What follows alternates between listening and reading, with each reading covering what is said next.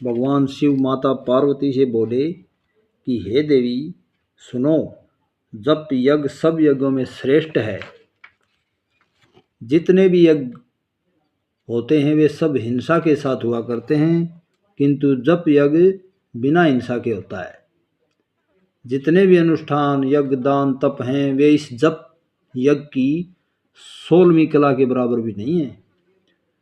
वाचिक यज्ञ का जो महात्म्य है उससे उपांशु यज्ञ 100 गुना और मानस जप 1000 गुना फलप्रद कहा गया है। यदि साधक स्पष्ट अक्षरों में स्वरित स्वरों में वाणी के द्वारा मंत्र का उच्चारण करता है तो वह जप यज्ञ वाचिक होता है। और यदि साधक धीमे स्वर में मंत्र का उच्चारण करता है और कुछ कुछ होठों को चलाता है तथा उसे कुछ कुछ कान में सुनाई पड़ता है तो वह जप उपांशु कहा गया है।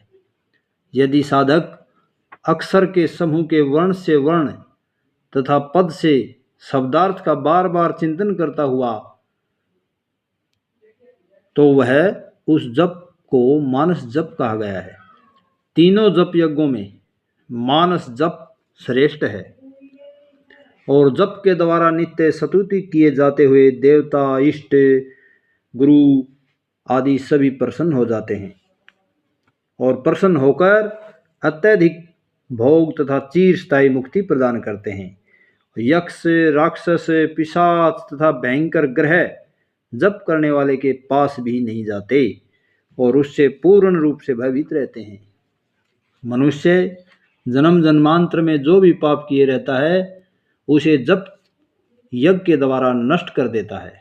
जप यज्ञ के द्वारा मनुष्य भोगों को प्राप्त करता है तथा मृत्यु तक को जीत लेता है। जप के द्वारा सिद्धि व मुक्ति को प्राप्त कर लेता है।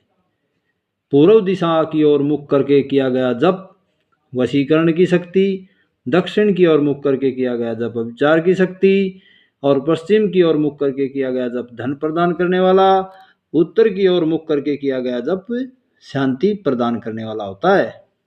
उच्च श्रेणी के जप में सावधानी रखने योग्य कुछ बातें जैसे असत्य नहीं बोलना, सत्य का त्याग नहीं करना क्योंकि सत्य को ब्रह्म कहा गया है और असत्य ब्रह्म को दूषित करने वाला होता है।